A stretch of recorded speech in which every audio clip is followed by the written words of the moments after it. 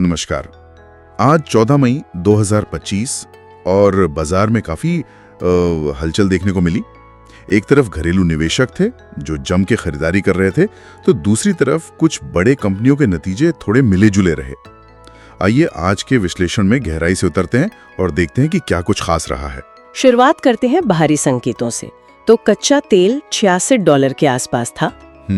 रुपया डॉलर के मुकाबले करीब 85.40 पर, और सोना वो भी 93,200 रुपए के करीब। अच्छा। और हाँ, अमेरिका में महंगाई दर 2.3% आई। थोड़ी राहत की बात कह सकते हैं शायद। हाँ, कह सकते हैं। वैश्विक माहौल तो खैर मिला जुला ही चल रहा है आजकल, लेकिन अपने भारतीय बाजार में कहानी थोड़ी अलग है। देखिए, FIIs ने मतलब विदेशी निवेशकों ने करीब 477 करोड़ की बिकवाली की। अच्छा। पर DIS यानी हमारे घरेलू संस्थागत निवेशक, उन्होंने करीब 4,274 करोड़ की, आप कह सकती हैं, जबरदस्त खरीदारी की। 4,000 करोड़ से ज्यादा, ये तो बड़ा आंकड़ा है। बिल्कुल, ये सिर्फ नंबर नहीं है, ये शायद दिखाता है कि घरेलू फंड्स को बाजार पे भरोसा है, या हो सकता है रिटेल SIP का पैसा लगातार आ रहा हो। और इसी बीच एक और अहम खबर, MSCI सूचकांक में फेरबदल। ये हमेशा महत्वपूर्ण होता है। हाँ बिल्कुल। कोरोमंडल और नायका, इनको इंडेक्स में शामिल किया गया है। अनुमान है कि इससे कोरोमंडल में कोई $227 मिलियन और नायका में $181 मिलियन का निवेश आ सकता है। हाँ, ये एक जरूरी बदलाव है, क्योंकि फंड मैनेजर्स को इसके हिसाब से एडजस्ट करना पड़ता है। पर एक और बात, HDFC bank, ICICI bank, Infosys जैसे बड़े नामों का वजन घटाया गया है। ओह अच्छा। जबकि सिप्ला और इंडस टावर का वजन बढ़ा है। तो मतलब इन शेयरों में आने वाले दिनों में कुछ एक्शन दिख सकता है। सही है। ये सिर्फ फंड फ्लो का मामला नहीं, शायद कंपनियों के प्रदर्शन या भविष्य की उम्मीदों से भी जुड़ाओ। अब आते हैं नतीजों पर। यहाँ तस्वीर थोड़ी मिली जुली सी है। हाँ बिल्कुल। GlaxoSmithKline फार्मा और बर्जर पेंट्स, इनके मुनाफे और आय दोनों में अच्छी बढ़त दिखी है। श्री सीमेंट का मुनाफा भी 556 करोड़ तक पहुंच गया, मार्जिन भी सुधरे हैं। तो सीमेंट सेक्टर में शायद डिमांड अच्छी है। हाँ, लगता तो यही है। कुछ कंपनियों ने तो उम्मीद से बेहतर किया है। पर दूसरी तरफ भारती एयरटेल को देखिए, मुनाफा कम हुआ लेकिन आय बढ़ी, और सबसे जरूरी ARPU मतलब प्रति ग्राहक कमाई, वो बढ़कर 245 रुपए हो गई। अच्छा, ये तो दिलचस्प है। ग्राहक ज्यादा खर्च कर रहे हैं पर मुनाफा कम, लागत बड़ी होगी शायद। हो सकता है। वहीं HAL के नतीजे वो थोड़े निराश करने वाले रहे। मुनाफा आय दोनों गिरे।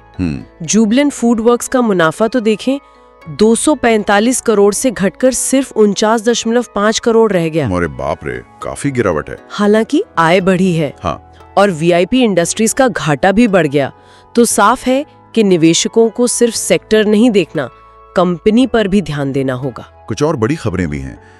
केंद्र सरकार ने HCL टेक और फॉक्सकॉन के जॉइंट वेंचर को मंजूरी दी है डिस्प्ले ड्राइवर्स के लिए। हाँ, 3,706 करोड़ का प्रोजेक्ट है ये मेक इन इंडिया के लिहाज से काफी अहम हो सकता है। बिल्कुल, इलेक्ट्रॉनिक्स मैन्युफैक्चरिंग में बड़ा कदम। उधर डीमार्ट ने पंजाब में स्टोर खोला। हाँ। कुल 420 स्टोर हो गए अब। रिटेल में विस्तार जारी है उनका।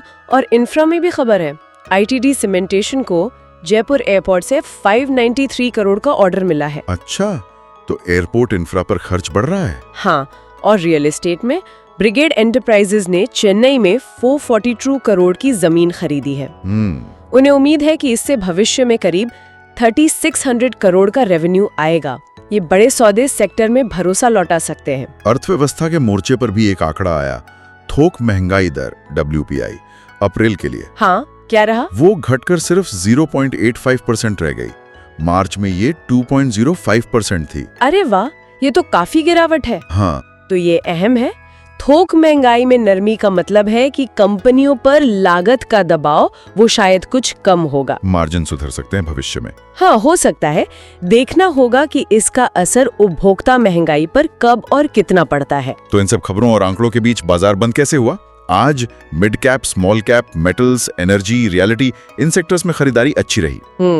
लेकिन बैंकिंग शेयरों में मुनाफा वसूली दिखी। मतलब हाल की बढ़त के बाद लोगों ने शायद प्रॉफिट बुक किया। हाँ, ऐसा लगता है। सेंसेक्स 81,330 और निफ्टी 24,666 पर बंद हुए। तो आज की पूरी तस्वीर को अगर समेटें तो साफ है कि बाजार कई तरफ खिंचा हुआ है। एक तरफ DIIs की मजबूत खरीदारी है, इंफ्रा और रियल एस्टेट से अच्छी खबरें हैं, तो दूसरी तरफ कुछ बड़े शेयरों में प्रॉफिट बुकिंग है और कंपनियों के नतीजे भी मिले जुले हैं। और हाँ, MSCI फेरबदल का असर भी है। बिल्कुल, मतलब ऊपर से बाजार भले ही शांत दिखे, अंदर काफी कुछ चल रहा है। विश्लेषण तो यही कहता है कि अभी आंख बंद करके निवेश का समय नहीं है, बल्कि सोच समझकर सेक्टर और कंपनी विशेष पर ध्यान देके मौके तलाशने होंगे। हाँ बिल्कुल।